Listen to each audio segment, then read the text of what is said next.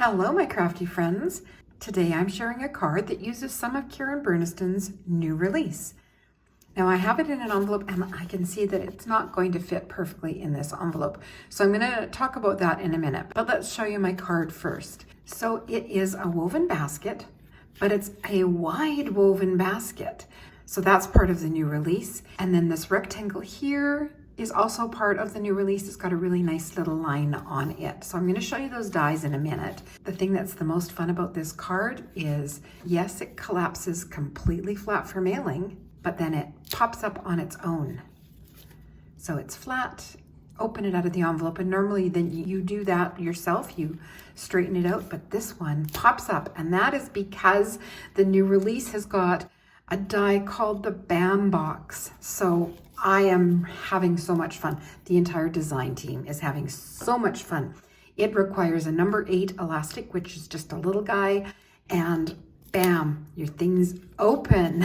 So you can put it inside a card, just have things pop up as soon as the card opens, and they stay up. When the design team first saw the BAM box in action, one of them said that the Karen Burniston customers would just lose their minds over it. The BAM box is going to be so versatile because of its size and the versatility in it. But there's also another one that uses an elastic, and it is the, I didn't bring it over, the surprise cubes, I guess. So let me show you some of the things that I used on my card, and then we'll talk a little bit more about it and the envelope. Of course, the BAM box, and then the rectangle is one of the decorator dies for the new slider box. That creates a little box with a slider, and then you push the cubes in it, and when you pull the drawer of the slider box, the cubes all pop out. So much fun.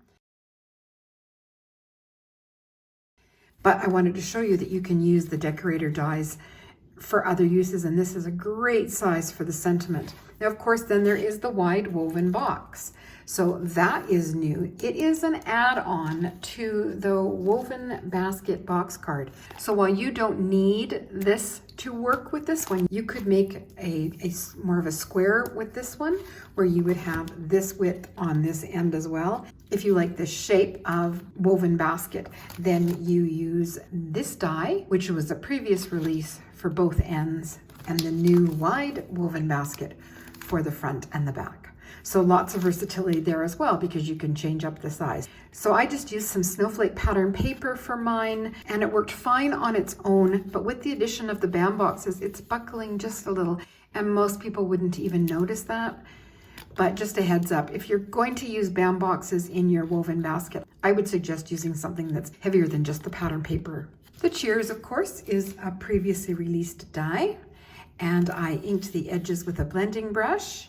And then the small beer mugs, they are from the happy hour charms. So they are charms, but if you use scissors and just snip off that hanging hole, then you have embellishments. And mine are kind of shiny. I'm not sure if that shows up in video, but they're shiny and sparkly. They're from a Kleenex box. Yes, sometimes I save the oddest things, but I was actually folding it down to put in recycling, and the light caught the sparkles, and there's kind of a hexagon on it, and I thought, oh, this will be good for bee cards. And then when I was flipping through my scraps for a yellow piece for the beer mugs, I caught sight of this one and went, yeah, those would work really, really well. So I added those. This snowflake is from the snowman die set. There is a little snowflake included. I've been using that a lot. I love that little snowman die. And again, lots of versatility. And all of the dies by Karen Burniston, as I like to say, play so nicely together. So previously released items work seamlessly right into the new release. This fun sentiment, that is a Funny Bones sentiment from Riley & Company. I had ordered a couple of those, and I'm really enjoying making some humorous cards. And then the Studio Katia confetti for a little bit of bling. Finally, the large beer mug. I have no idea if that's still available or not. It is the Frosty beer mug from MFT Stamps. This was one that was on sale. I don't know if it was a clearance or not. I had it sent to a friend in the United States, and she just hung on to it for me until we were visiting last month. So I wanted to play with that. So there is my beer-themed holiday card. My son and his girlfriend love to go for draft beers, and I think they're going to get a kick out of this non-traditional Christmas card that stands beautifully for display and then folds up so flat. And then there's also that, of course, surprise when you take it out of the envelope and it opens on its own. Bam, love that BAM box. So let's talk about the envelope. This is an A7 envelope. I was pretty sure it would fit, and if I had, pushed those down a little bit or moved the beer foam down a little bit, I could have made it fit in. But you can see it does still kind of hang over the edge by maybe a 1/4 inch. So there's a couple of things you could do. You could add another score line and just fold it around that. You could use a little bit of a larger envelope. Of course, you can make your own envelopes. But I did want to show you that I added a piece of lightweight cardstock because there's an awful lot of empty space in here that could essentially get caught in the machinery or crumple when it's going through the mail. This does full flat and would mail for a single stamp. So I like to kind of reinforce it, and I use a really lightweight. It's lighter than an 80-pound cardstock. It's very, very lightweight.